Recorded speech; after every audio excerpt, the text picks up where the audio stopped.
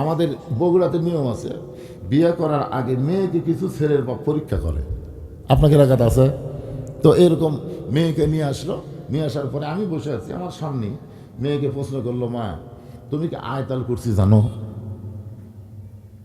আমি চিন্তা করলাম কোরআনের সবচাইতে বড় আয়াত, গুরুত্বপূর্ণ আয়াত, পারবি? এই চিন্তা করতে করতে মেয়েটা আয়াতুল কুরসি শুনাই দিল। সুবহানাল্লাহ। কিছুক্ষণ পরে এখন ছেলের বাপ বলতেছে, মা দোয়ায় কুনুত একটু বলো তো। আমি চিন্তা করলাম আমার মসজিদের অনেক মুসল্লি সূরা ইখলাস দিয়ে বেতের পরে দোয়া কুনুত জানে না, হয়তো পারবি না। দেখি মেয়েটা দোয়া কুনুত পারলো। তারপরে ছেলের বাপ বলতেছে, মা সূরা হাসরের শেষ 3 আয়াত পড়ো তো।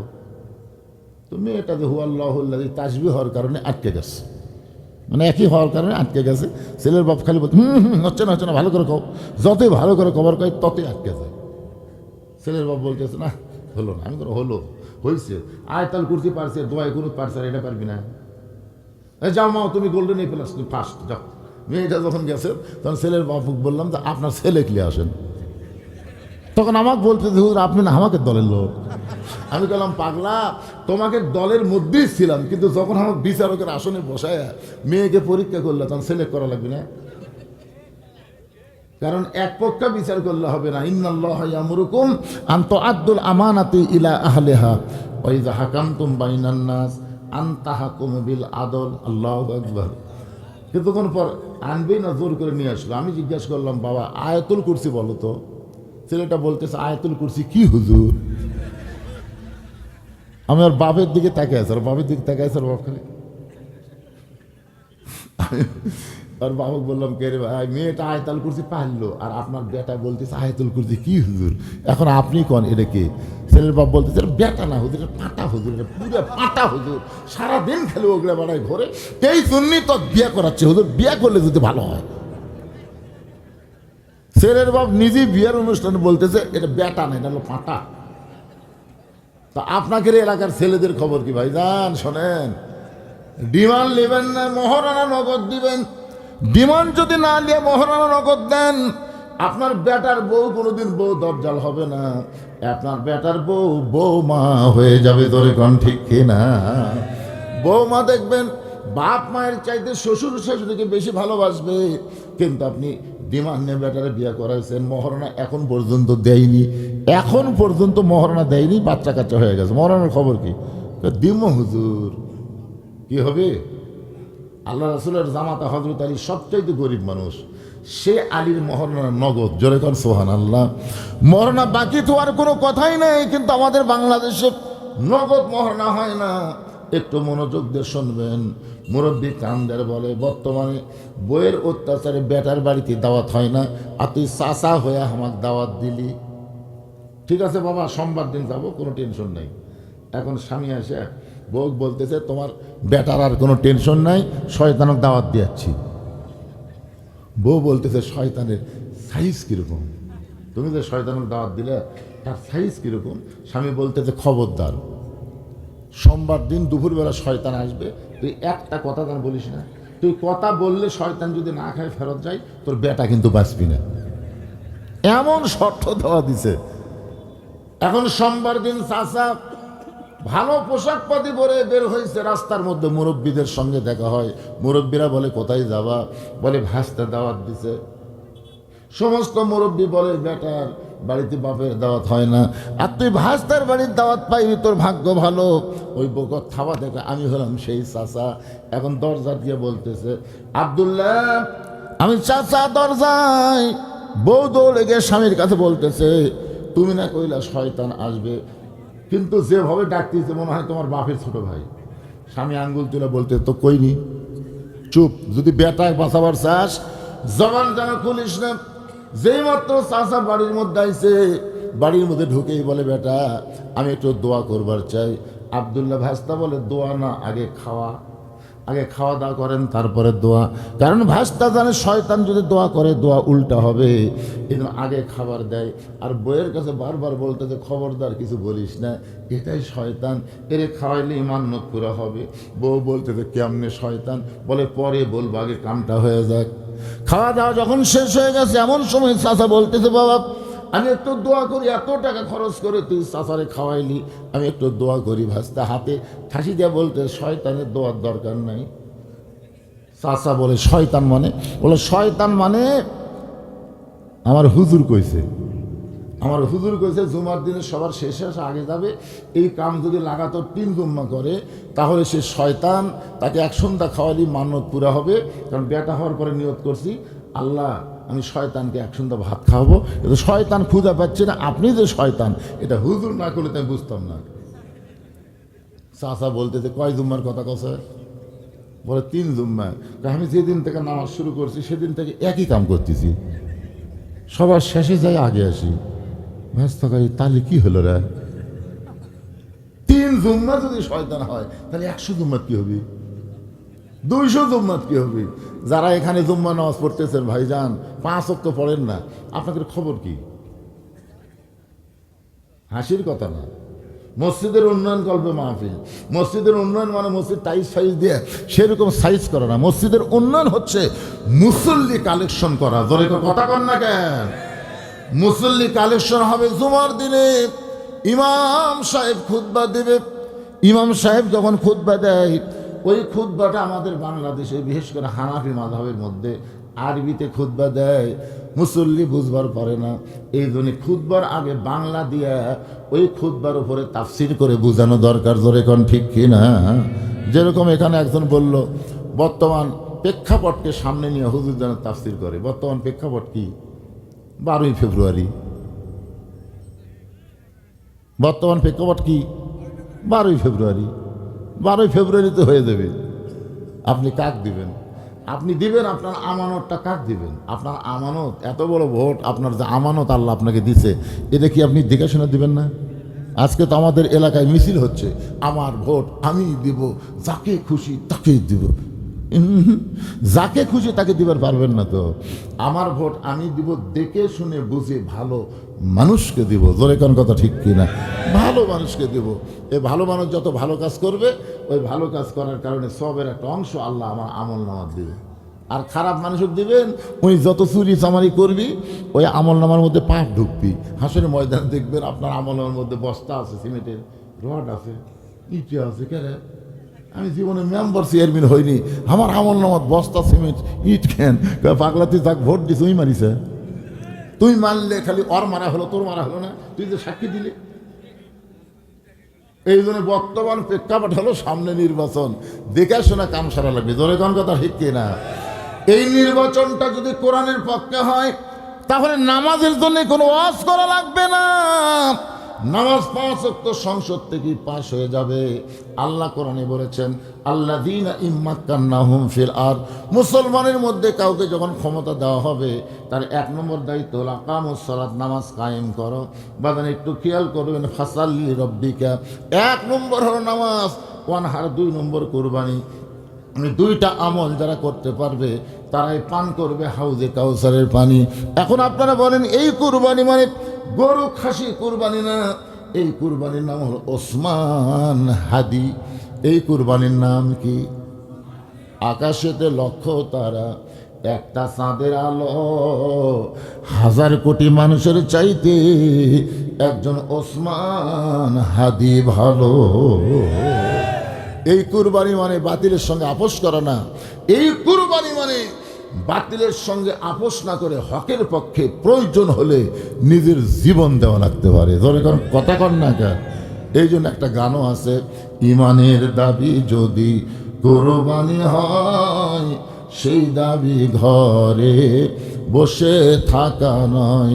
ইমানের দাবি হলো কিছু বিনিময়, সেই বিনিময় যদি কলিজার ঘাম হয়, এই ঘাম দিতে যেন তৈরি থাকি। ওগো দয়াময় আমার আল্লাহ দয়াময়। আল্লাহু আকবার। জোরাইকা স্বামী বলতেছে, বিচার করে তদন্তের রিপোর্ট কি? তদন্তের রিপোর্ট কি? প্রধান বিচারপতি বলতেছে ইউসুফ দোষী। কারণ আজিজ মিশর প্রধানমন্ত্রী আর তারই বউ হলো জোলাইখা। কোনটা বাঁচায়? যার কারণে বলে ইউসুফ দোষী। সঙ্গে সে ইউসুফ একটা গান গাইতেছে, বিনা দোষে দোষী কইয়া, বিনা দোষে দোষী কইয়া ইউসুফ গেল জেলখানা। আল্লাহ উপায় বলো না, জনম দুঃখী কপাল পোড়া নবী ইউসুফ একজনা। 23 সালের আগস্টের 14 তারিখে আল্লামা সাইদি হুজুরকে হত্যা করেছে। 24 সালের 5 আগস্টে ওই কালকি জুলাইখা বাংলাদেশ থেকে পলান লাগছে। জোরে কোন কথা ঠিক কিনা? আল্লাহর বিচার আছে না নাই? আমার আগে আমার দ্বিতীয় বক্তা ভাই ওয়াজ করতেছিল, তো ইজ্জু মান তাশা ওয়া তুযিল্লু মান তাশা বিয়াদিকাল খায়র ইন্নাকা আলা কুল্লি শাইইন কাদির। আল্লাহ এক সময় ইউসুফকে মিশরের খাদ্যমন্ত্রী, শেষ পর্যন্ত প্রেসিডেন্ট বানায় দিয়েছে। সুবহানাল্লাহ কোন। মিশরে যখন খাদ্যমন্ত্রী ইউসুফ নবী, তখন ওই 10 জন, কোন 10 জন? ওই 10টা হাত পা বান্ধা দিয়ে কুয়ার মধ্যে ফেলে দিছে। ওরাই আসছে ইউসুফ নবীর সামনে দাঁড়ায় বলতেছে, আমরা হলাম কিনান দেশের অধিবাসী, আমাদের বাবা হলো ইয়াকুব নবী, আমরা আপনার কাছে একটু খাদ্য সাহায্য চাই। কিছু চোখ বন্ধ করে দেখি এরাই তো। এতই কান্না কান্দিছি রে আমি, এতই কান্না করছি যে ভাইজান হাত পা বান্ধা কুয়ার মধ্যে ফেলা দিস না ভাই, যদি আমাকে পছন্দ না করিস আমি চলে যাবো যেখানে খুঁজিস সেখানে, কিন্তু আমাকে এইভাবে ফেলা দিস না ভাই। এতই কান্না কান্দিছি, কিন্তু এই 10 জন আমার চোখের পানি দেখেনি, আর হাত পা বান্ধা কুয়ার মধ্যে ফেলা দিছে। মন বলতেছে লাগা লাগা, তোর এখন হাতত ক্ষমতা আছে, এই 10টা লাগা। আর ইমান বলতেছে মাফ করে দে, মাফ করে দে। কেন ওরা যদি কুয়ার মধ্যে না ফেলাতো তাহলে আজকে তোকে এই জায়গা কে নিয়ে আইছে? চিন্তা করে দেখেন, একটা সূত্র লাগবে তো। আপনার বুঝতেছেন না ভাইজান? একটু মনোযোগ দিয়ে শোনেন, তাহলে বুঝতে পারবেন। এখন বিয়ার রাতি, বইয়ের ওপর স্বামীর সন্দেহ আছে, বিয়ার বাসর রাতি। তো এখন স্বামী ঘর থেকে বার হয়েছে, তো বাপ মাও কয় ক্যারে নতুন বউ ঘর থেকে বার হলি কেন? তখন ছেলে বলতেছে, আব্বা হার বউ সন্দেহ হয়। কি সন্দেহ? বিয়ার আগে প্রেম করছে। তোর বাপ কয় তুই কি দেখছু? দেখিনি। তো সন্দেহ করিস কে? এরা যুদ্ধপরাধী, এরা মানুষ খুন করছে। কখন করছে? স্বাধীনতার আগে। বাপ মা কয় পাগল, বউ লিয়ে করে রাখা, আর যেন প্রেম না করে তুই খেয়াল করবো। তখন বাপের ঝাঁকিতে ওই বউ লিয়ে করে খাচ্ছে, খাতে খাতে বাচ্চা কাচ্চা হয়ে গেছে, নাতি নুৎকুরও হয়ে গেছে, বুঝছেন? 42 বছর পর, জোরেক্ষণ কয় বছর পর? 42 বছর পর ওই পুরানো ব্যারাম আবার মাথা চাড়া দিচ্ছে। ওই পুরানো ব্যারাম স্বাধীনতার সময় কিন্তু শেখ মুজিবুর রহমান সব মাফ করে দিছে, জোরেক্ষণ কথা কন না কেন? কিন্তু এই হাসিনা এসে 42 বছর পর আবার এই পুরানো ব্যারাম মাথা চাড়া দিচ্ছে। তো এখন স্বামী বউ বলতেছে তোমার তালাক দেবো, বউ বলতেছে আমার দোষ কি? বলে দোষ হলো বিয়ার আগে প্রেম করছি। এই বিয়ার আগে প্রেম করছি, বাসর ঘরে তালাক দেবেন এতদিন পর কেন? আজকে বাংলাদেশে যারা বিশৃঙ্খলা করতে চায় তারাই বলে এরা যুদ্ধপরাধী, এরা রাজাকার। আসলে কথা কিন্তু সত্য না। বাংলাদেশকে ভারতের তলাবিহীন ঝুড়ি বানায় ভারতের করজ রাজ্য বানাবার চাই। জনগণ কথা ঠিক কিনা ভাই?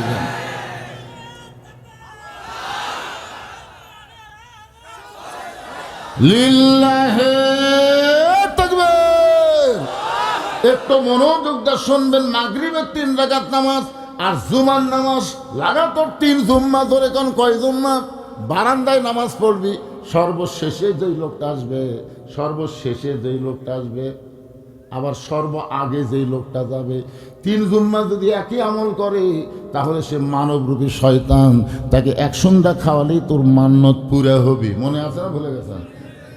আমি কিন্তু কোনো ওয়াজ ভুলবো না। ফাসালি রব্বিকা ওয়ানহার, 1 নম্বর নামাজ, 2 নম্বর কুরবানি, এই 2টা বিষয়ে আমার আলোচনা চলবে। এটার রজব মাস, এই মাসেই মেরাজ। জোরে কোন ঠিক কিনা ভাইজান? মাগরিবের 3 রাকাত, জোহরের এশার 4 রাকাত, ফজরের 2 রাকাত, তার জোহরের 4 রাকাত, আসরের 4 রাকাত, এই 17 রাকাত নামাজ নিয়ে নবী সাহাবীদের নিয়ে যখন আলোচনা করতেছেন, এমন সময় আবু জেহেল গ্রুপ নিয়ে হাজির। কি নিয়ে হাজির? আবু জেহেল কিন্তু গ্রুপ আছে, গ্রুপ নিয়ে হাজির। এই গ্রুপের মধ্যে একজন তেলতালা, নাম হলো আবু সুফিয়ান। আবু সুফিয়ান বলতেছে, ও মুসলমানের নবী, তুমি যা বলো মুসলমান তাই বিশ্বাস করে। তুমি যা বলো মুসলমান তাই বিশ্বাস করে। এমন সময় নবীর কাছে একজন সাহাবী ছিল, নাম হলো হযরত উমর। জোরেকার নাম কি? উমর ফারুক দাঁড়িয়ে বলতে চাই, কাফেরের বাচ্চারা, এই নবী আমাদেরকে নামাজের ওয়াজ শোনাচ্ছে, তোর কোক ডাকলো কে? আপনারা বলেন তো, হযরত আবু বকরের দরজায় আবু জেহেল সকালে না যায়, যদি উমরের দরজার যেত তাহলে আবু জেহেলের অবস্থাটা কি হতো? হ্যাঁ, এ ভাইজান একটু মনোযোগ দিয়ে শোনেন। উমর ফারুক বললেন, এই কাফেরের বাচ্চারা, নবী আমাদের 5 ওয়াক্ত নামাজের কথা বলতেছে, এখন মাগরিব শুরু করছে, এই সময় তোদেরকে এখানে আসতে বলছে কে? আল্লাহ রাসূল যদি বলতো, ওমর সকালবেলা আবু জেহেল পাগল বানা গেছে, পাগল হয়ে গেছে, এখন গরু ফিরে যাচ্ছে, তুমি ধরো। নবী যদি বলতো ধরো, তাহলে একটা কাফেরের বাচ্চা বাঁচবি? দেখেন নেতা কাক কয়, বুঝলেন? আল্লাহ নবী বলে, ওমর এজলাস, ওমর তুমি বসো, ওমর তুমি বসো। ইসলামের আদর্শের নেতা তারাই হবে যারা কর্মীকে উস্কায় দেয় না, বরং কর্মীকে বসায়া দেয়। আজকে বাংলাদেশে ইসলামী আদর্শের নেতার যে কর্মী আছে, খালি ধরবার করলে একটার বিসিও বাংলাদেশে থাকবি না। ধরে কোন কথা, একটার বিসিও থাকবি না, কিন্তু খালি কয়। এই যে দেখেন, এই যে আসন বন্টন নিয়ে দেখছেন, আসন বন্টনে কি হলো? এতদিন ধরে যারা কাজ করতেছে, খালি আমির বলতেছে তোমাকে ওখানে দেওয়া গেল, অমুককে দেওয়া হবে, উনি বলতেছেন উপর থেকে নির্দেশ যা হবে তাই, আমার এখানে আপত্তি। হায় হায়, কি নেতা মানার সিস্টেম রে! আর এটি আইসা করে নমিনেশন দিয়ে দিয়েছে, একজন মশাল মিছিল, আরেকজন ই মিছিল, ও মারো ধরো। এগুলা মানুষের দল, এগুলা আল্লাহর দল না। আল্লাহর দলের কিছু সৌন্দর্য আলাদা আছে। জোরে কোন কথা ঠিক করে। রাসূল বলেন, ওমর এজলাস, বসো। উমর ফারুক যখন বসে গেছে, নবী আমার 2 হাত বাড়ায় বললেন, ও মক্কার সম্ভ্রান্ত ব্যক্তিরা, আপনার যখন এসেছেন তাহলে আপনারা বসেন, আমি 5 ওয়াক্ত নামাজ নিয়ে কথা বলতেছি। এমন সময় আবু সুফিয়ান বলতেছে, আমরা তোমার নামাজের ওয়াজ শুনতে আসি নাই, আমরা তোমার নামাজের ওয়াজ শুনতে আসি নাই। রাসূল বললেন, তাহলে কি জন্য আইছেন? আবু সুফিয়ান বলতেছে, আমাদের নেতা আবু জেহেল 2 বার বাইতুল মুকাদ্দাস ভ্রমণ করেছে, 2 বার বাইতুল মুকাদ্দাসে গেছে। আমাদের জানবার বিষয় হলো বাইতুল মুকাদ্দাসের দরজা জানলা কয়টা? আমাদের জানার বিষয় হলো বাইতুল মুকাদ্দাসের দরজা জানলা কয়টা?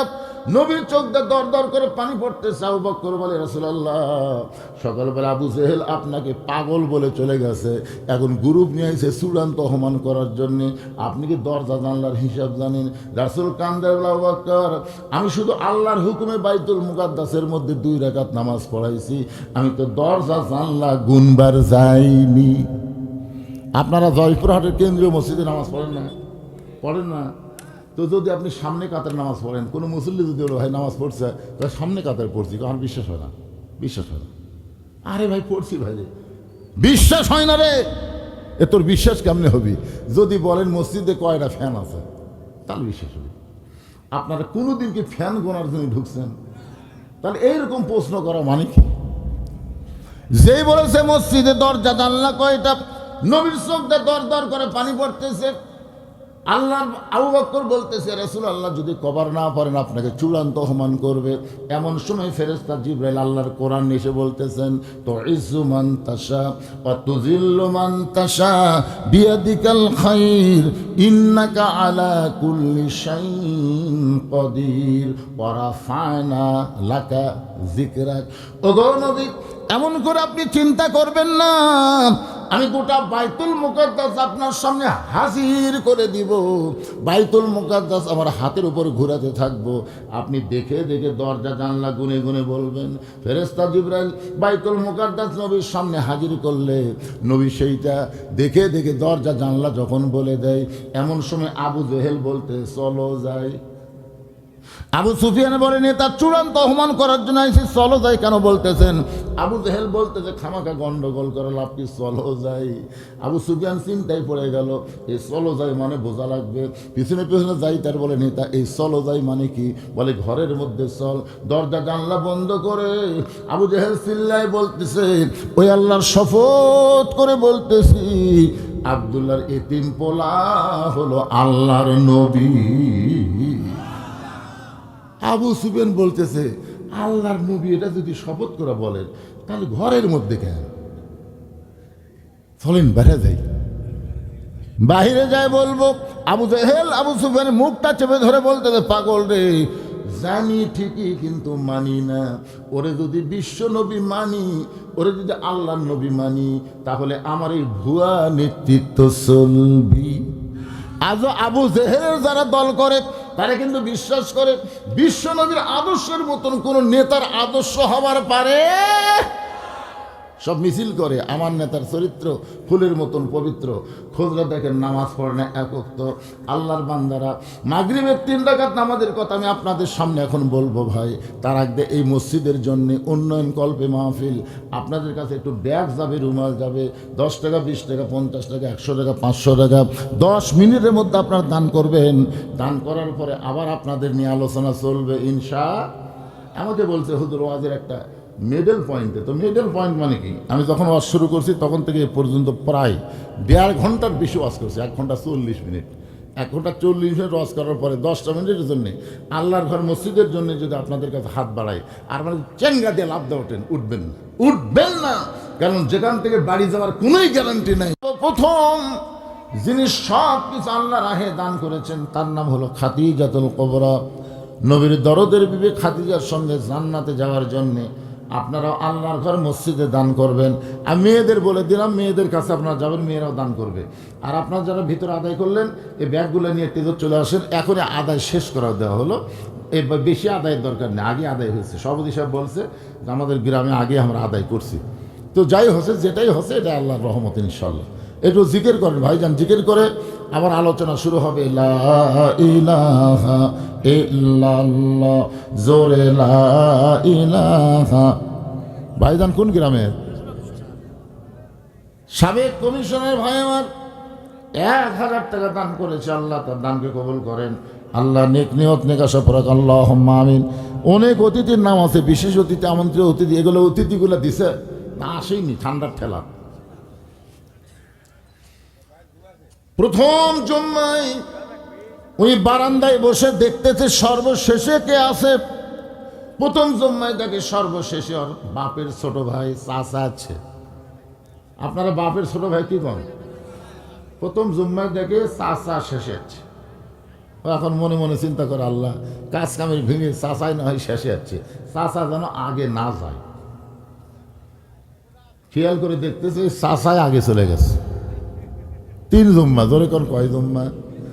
দ্বিতীয় জুম্মায় দেখে চাচাই শেষে, চাচাই সবার আগে চলে গেল। এখন ফাইনাল জুম্মা ওই মসজিদের মধ্যে ঢুকে বলতেছে আল্লাহ দরকার হলে আরো 3 জুম্মা দেখবো, কিন্তু আজকে যেন চাচা শেষে না আসে। কারণ শয়তানকে দেখবার চাই, শয়তান যদি বাপের ভাই হয় তাহলে দেখতে কেমন লাগে। আল্লাহর কাছে বলতেছে আল্লাহ চাচা যেন শেষে না আসে, কিন্তু ওই চাচাই সবার শেষে আছে। এখন বলতেছে আল্লাহ আজকেই তো শেষ দিন, চাচা যেন সবার আগে না যায়। আল্লাহ যে কোনো একজন তুমি সবার আগে বের করবে, আমি আরো 3 দিন দেখবো, কিন্তু চাচা শয়তান হোক দেখবো। কিন্তু যতই দোয়া করছে কাম হয়নি, ওই চাচাই সবার আগে বাইরে চলে গেছে। ওই একদিক দিয়ে খুশি, একদিক দিয়ে বেজার। খুশি হওয়ার কারণ হলো শয়তান পাওয়া গেল, মান্নত পুরা হবে। আর বেজার হওয়ার কারণ হলো চাচাই যে শয়তান হলো। নামাজ শেষ করার পরে ভাসতে চাচার বাড়িতে গেছে, গিয়ে বলে চাচা আগামী সোমবার আমার বাড়িতে আপনার দাওয়াত দুপুর বেলায়। চাচা ছোট বাচ্চার মতন কান্দে। কান্দার কারণ হলো বর্তমান বেটার বইয়ের অত্যাচারে বেটার বাড়িতে খাওয়া হয় না, আর ভাস্তার বাড়ির চাচার দাওয়াত। ভাগ্যের ব্যাপার, ধরে কোন কিসের ব্যাপার? বর্তমান বেটার বইয়ের অত্যাচারে বেটার বাড়িতে খাওয়া হয় না। বলেন তো এরকম ছেলে আছে না নাই? এত ভালো ছেলে ছিল, সেই ছেলেটা বিয়ে করার পর এমন নষ্ট হয়ে গেল। এই নষ্ট হওয়ার পিছনে কিন্তু আপনার ছেলের বউ, মানে বেটার বউ। ধরে কোন কার বউ? আরে আপনি কি দেখে বিয়ে করেছেন? আপনি কি দেখে আপনার ছেলের বিয়ে করাইছেন? আপনি কি ডিমান্ড দিয়েছেন? আমাকে এক ছেলের বাপ বলতে, হুজুর আমি বড় আশা করছি আপনাকে একটু সাথে লিয়ে আমার ছেলে বিয়ে করাবার চাই। তাই আমি বললাম ভাই বরযাত্রী যারা বাপের কুপুত্র তারা, আমি যাব না। বলে না হুজুর একটা আশা করছি হুজুর। তো যাই হোক, বারবার কান্নাকাটি করার পরে আমি যাওয়ার জন্য রাজি হলাম। তো যাওয়ার সময় একটা গাড়ি চলে যাচ্ছি, ওই আমার ছেলের বাপ মোবাইল করে বলতেছে মেয়ের বাপকে সাইডে একটু মোবাইল করে বলতেছে, এই আমাদের সঙ্গে কিন্তু বড় একটা বক্তা যাচ্ছে, তোমরা একটু পর্দার ব্যবস্থা করো। কিসের ব্যবস্থা করো? পর্দার ব্যবস্থা করো, কারণ এই বক্তা যা দেখবি তাই কিন্তু আদত করবি। এই কথা শুনে আমি শুনবার পেলাম, কিন্তু কিছু করলাম না। যাওয়ার পরে দেখি মাশাআল্লাহ সেই রকম পর্দা, মেয়ের এক সাইডে পুরুষের এক সাইডে, মাঝখানে পর্দা দিয়ে গলি করে দিছে। তা আমি এখন ছেলের বাপকে বলতেছি, ভালো জায়গায় বিয়ে করা স্যার, ভালো জায়গা, কি পর্দা বারে, আসলে জায়গাটা খুবই ভালো, আমার মনে হয় বংশও ভালো। সাইড থেকে একজন বলতেছে, হুজুর এ পর্দা আপনার জন্য। যেই বলছে আমার জন্যে, তখন একদিক দিয়ে আমার খুবই খারাপ লাগলো। আমি কি এতই খারাপ যে আমার জন্যই পর্দা? আমি কি বেপর্দা নারীদের দৌড়াতে ধরবো নাকি? তাহলে ওদের জন্য পর্দা না, আমার জন্য পর্দা। আবার একসময় মনে করলাম আমি হলাম পুরুষ মানুষ, পুরুষ মানুষের জন্য পর্দা লাগবেই। ধরে কোন কথা ঠিক না? আলহামদুলিল্লাহ খুশি হলাম। যাক, কিছুক্ষণ পরে আমাদের বগুড়াতে নিয়ম আছে, বিয়ে করার আগে মেয়েকে কিছু ছেলের বাপ পরীক্ষা করে। আপনাকে এলাকাতে আছে তো? এরকম মেয়েকে নিয়ে আসলো, নিয়ে আসার পরে আমি বসে আছি, আমার সামনে মেয়েকে প্রশ্ন করলো, মা তুমি কি আয়াতুল কুরসি জানো? আমি চিন্তা করলাম কোরআনের সবচাইতে বড় আয়াত, গুরুত্বপূর্ণ আয়াত, পারবি? এই চিন্তা করতে করতে মেয়েটা আয়াতুল কুরসি শুনাই দিল। সুবহানাল্লাহ। কিছুক্ষণ পরে এখন ছেলের বাপ বলতেছে, মা দোয়ায় কুনুত একটু বলো তো। আমি চিন্তা করলাম আমার মসজিদের অনেক মুসল্লি সূরা ইখলাস দিয়ে বেতের পরে দোয়া কুনুত জানে না, হয়তো পারবি না। দেখি মেয়েটা দোয়া কুনুত পারলো। তারপরে ছেলের বাপ বলতেছে, মা সূরা হাসরের শেষ 3 আয়াত পড়ো তো। তো মেয়েটা যে হুয়াল্লাহুল্লাযী তাসবিহ হওয়ার কারণে আটকে গেছে, মানে একই হওয়ার কারণে আটকে গেছে। ছেলের বাপ খালি বলতে হচ্ছে না ভালো করে কও, যতই ভালো করে কভার কয় ততই আটকে যায়। ছেলের বাপ বলতেছে, না হলো না। আমি কোনো হলো হয়েছে, আয়াতুল কুরসি পারছে, দোয়া কুনুত পারছে, আর এটা পারবি না? যাও মা তুমি গোল্ডেন এ প্লাস ফার্স্ট যাও। মেয়েটা যখন গেছে তখন ছেলের বাপ বললাম যে আপনার ছেলে কি আসেন। তখন আমাকে বলতে, হুজুর আপনি না আমাকে দলের লোক। আমি বললাম, পাগলা তোমাকে দলের মধ্যেই ছিলাম, কিন্তু যখন আমাকে বিচারকের আসনে বসায় মেয়েকে পরীক্ষা করলে তখন সিলেক্ট করা লাগবে না? কারণ এক পক্ষে বিচার করলে হবে না। ইন্নাল্লাহা ইয়ামুরুকুম আন তুআদ্দুল আমানাতি ইলা আহলিহা ওয়া ইযা হাকামতুম বাইনান নাস আন তাহকুমু বিল আদল। আল্লাহু আকবার। কিছুক্ষণ পর আনবেই না, জোর করে নিয়ে আসলো। আমি জিজ্ঞাসা করলাম, বাবা আয়াতুল কুরসি বলো তো। ছেলেটা বলতেছে, আয়াতুল কুরসি কি হুজুর? আমি ওর বাপের দিকে তাকিয়ে আছি, ওর বাপের দিকে তাকিয়ে আছে, ওর বাপ খালি। আর বাবুকে বললাম, কে রে ভাই, মেয়েটা আয়াতুল কুরসি পারলো আর আপনার বেটা বলতেছে আয়াতুল কুরসি কি হুজুর? এখন আপনি কোন এটা কি? ছেলের বাপ বলতেছে, বেটা না হুজুর, পাটা হুজুর, পুরো পাটা হুজুর, সারাদিন খেলে ওগুলো বাড়ায় ঘরে, এই জন্যই তো বিয়ে করাচ্ছে হুজুর, বিয়ে করলে যদি ভালো হয়। ছেলের বাপ নিজেই বিয়ের অনুষ্ঠানে বলতেছে এটা বেটা না, এটা হলো পাটা। তা আপনাকে এলাকার ছেলেদের খবর কি ভাই জান? শোনেন, ডিমান্ড নেবেন না, মহারণা নগদ দিবেন। ডিমান্ড যদি না নিয়ে মহারণা নগদ দেন, আপনার বেটার বউ কোনোদিন বউ দরজাল হবে না, আপনার বেটার বউ বৌমা হয়ে যাবে। ধরে কোন ঠিক কিনা? বৌমা দেখবেন বাপ মায়ের চাইতে শ্বশুর শাশুড়িকে বেশি ভালোবাসবে। কিন্তু আপনি ডিমান্ড নিয়ে বেটারে বিয়ে করাইছেন, মহারণা এখন পর্যন্ত দেয়নি, এখন পর্যন্ত মহারণা দেয়নি, বাচ্চা কাচ্চা হয়ে গেছে, মহারণার খবর কি? দিম হুজুর, কি হবে? আল্লাহ রাসূলের জামাতা হযরত আলী সবচাইতে গরিব মানুষ, সে আলীর মহারণা নগদ। জোরে কর সুবহানাল্লাহ। মহারণা বাকি তো আর কোনো কথাই নেই, কিন্তু আমাদের বাংলাদেশে নগদ মহারণা হয় না। একটু মনোযোগ দিয়ে শুনবেন। মুরব্বী কান্দের বলে, বর্তমানে বইয়ের অত্যাচারে বেটার বাড়িতে দাওয়াত হয় না, আর তুই চাচা হয়ে আমাকে দাওয়াত দিলি। ঠিক আছে বাবা, সোমবার দিন যাবো, কোনো টেনশন নাই। এখন স্বামী আসে বউ বলতেছে, তোমার বেটার আর কোনো টেনশন নাই, শয়তানক দাওয়াত দিয়াচ্ছি। বউ বলতেছে, শয়তানের সাইজ কীরকম? তুমি যে শয়তানক দাওয়াত দিলে তার সাইজ কীরকম? স্বামী বলতেছে, খবরদার, সোমবার দিন দুপুরবেলা শয়তান আসবে, তুই একটা কথা তার বলিস না। তুই কথা বললে শয়তান যদি না খায় ফেরত যায়, তোর বেটা কিন্তু বাঁচবি না। এমন শর্ত দেওয়া দিছে। এখন সোমবার দিন চাচা ভালো পোশাক পাতি পরে বের হয়েছে, রাস্তার মধ্যে মুরব্বীদের সঙ্গে দেখা হয়। মুরব্বীরা বলে কোথায় যাবা? বলে ভাস্তা দাওয়াত দিছে। সমস্ত মুরব্বী বলে বেটার বাড়িতে বাপের দাওয়াত হয় না, আর তুই ভাস্তার বাড়ির দাওয়াত পাইবি, তোর ভাগ্য ভালো। ওই বকত থাবা থেকে আমি হলাম সেই চাচা। এখন দরজা দিয়ে বলতেছে, আব্দুল্লাহ আমি চাচা দরজায়। বউ দৌড়ে গিয়ে স্বামীর কাছে বলতেছে, তুমি না কইলা শয়তান আসবে, কিন্তু যেভাবে ডাকতেছে মনে হয় তোমার বাপের ছোট ভাই। স্বামী আঙ্গুল তুলে বলতে, তো কইনি, চুপ। যদি বেটায় বাঁচাবার চাস জবান জানা খুলিস না। যেই মাত্র চাচা বাড়ির মধ্যে আইছে, বাড়ির মধ্যে ঢুকেই বলে, বেটা আমি একটু দোয়া করবার চাই। আব্দুল্লাহ ভাস্তা বলে, দোয়া না, আগে খাওয়া। আগে খাওয়া দাওয়া করেন, তারপরে দোয়া। কারণ ভাস্তা জানে শয়তান যদি দোয়া করে দোয়া উল্টা হবে, এই জন্য আগে খাবার দেয়। আর বইয়ের কাছে বারবার বলতে যে খবরদার কিছু বলিস না, এটাই শয়তান, এরে খাওয়াইলে ইমানত পুরা হবে। বউ বলতে যে কেমনে শয়তান? বলে পরে বলবো, আগে কামটা হয়ে যাক। খাওয়া দাওয়া যখন শেষ হয়ে গেছে, এমন সময় চাচা বলতেছে, বাবা আমি একটু দোয়া করি, এত টাকা খরচ করে তুই চাচারে খাওয়াইলি, আমি একটু দোয়া করি। ভাস্তা হাতে ঠাসি দিয়ে বলতে, শয়তানের দোয়ার দরকার নাই। চাচা বলে, শয়তান মানে? বলে, শয়তান মানে আমার হুজুর কইছে, আমার হুজুর কইছে জুমার দিনে সবার শেষে আগে যাবে। এই কাম যদি লাগাতার 3 জুম্মা করে, তাহলে সে শয়তান, তাকে এক সন্ধ্যা খাওয়ালি মান্যত পুরা হবে।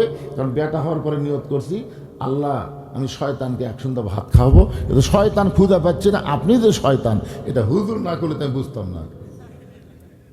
চাচা বলতেছে, কয় জুম্মার কথা কথা? বলে 3 জুম্মা। আমি যেদিন থেকে নামাজ শুরু করছি সেদিন থেকে একই কাম করতেছি, সবার শেষে যাই আগে আসি। ব্যস্ত করি, তাহলে কি হলো রে? 3 জুম্মা যদি শয়তান হয়, তাহলে 100 জুম্মাত কি হবে?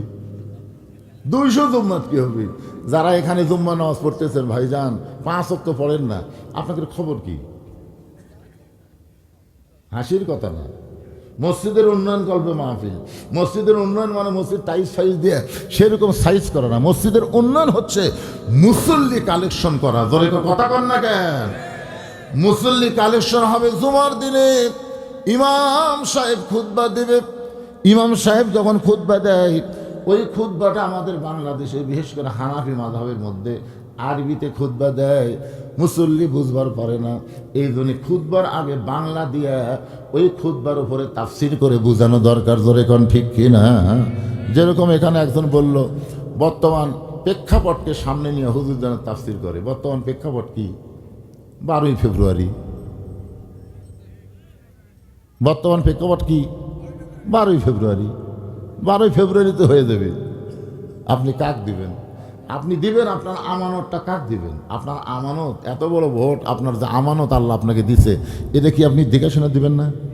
আজকে তো আমাদের এলাকায় মিছিল হচ্ছে, আমার ভোট আমি দিব, যাকে খুশি তাকেই দিব। যাকে খুশি তাকে দিবার পারবেন না তো। আমার ভোট আমি দিব দেখে শুনে বুঝে ভালো মানুষকে দিব। জোরে কোন কথা ঠিক কিনা? ভালো মানুষকে দিব।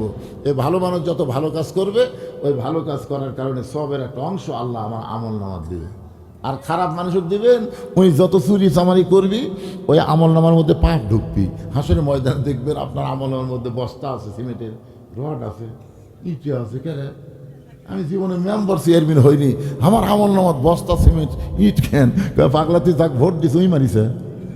তুই মানলে খালি ওর মারা হলো, তোর মারা হলো না, তুই যে সাক্ষী দিলে। এই জন্য বর্তমান প্রেক্ষাপট হলো সামনে নির্বাচন, দেখে শোনা কাম সারা লাগবে। জোরে কোন কথা ঠিক কিনা? এই নির্বাচনটা যদি কোরআনের পক্ষে হয়, তাহলে নামাজের জন্য কোনো ওয়াজ করা লাগবে না। নামাজ 5 ওয়াক্ত সংসদ থেকে পাস হয়ে যাবে। আল্লাহ কোরআনে বলেছেন, আল্লাযীনা ইম্মাক্কান্নাহুম ফিল আরদ, মুসলমানের মধ্যে কাউকে যখন ক্ষমতা দেওয়া হবে, তার 1 নম্বর দায়িত্ব হলো আকামুস সালাত, নামাজ কায়েম করো। বাদান একটু খেয়াল করবেন, ফাসাল্লি রাব্বিকা, 1 নম্বর হলো নামাজ, ওয়ানহার 2 নম্বর কুরবানি। 2টা আমল যারা করতে পারবে তারাই পান করবে হাউজে কাউসারের পানি। এখন আপনারা বলেন, এই কুরবানি মানে গরু খাসি কুরবানি না, এই কুরবানির নাম হলো ওসমান হাদি। এই কুরবানির নাম কি?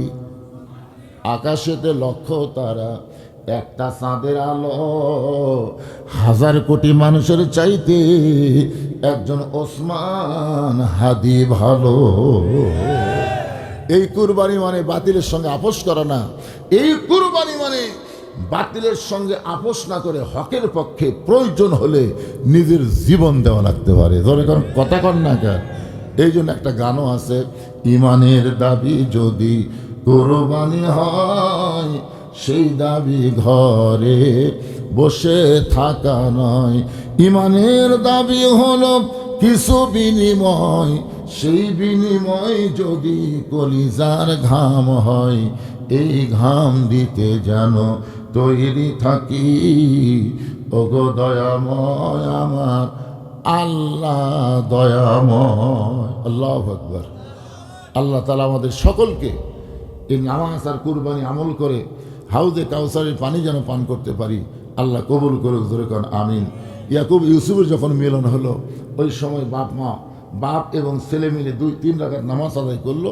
এই 3 রাকাত নামাজটা আল্লাহ মাগরিবের নামাজ হিসেবে আমাদের দিয়ে দিল। মাগরিবের নামাজ অল্প সময়ের মধ্যে জামাতের সঙ্গে আদায় করলে ইয়াকুব ইউসুফের সমপরিমাণ সওয়াব আল্লাহ আমাদেরকে দান করে দিবে। আল্লাহ। আমি আজকে আসলে শারীরিকভাবে আনফিট, অসুস্থ, সেটা আমার ওয়াজ শুনতে গিয়ে আপনারা বুঝতে পারতেছেন।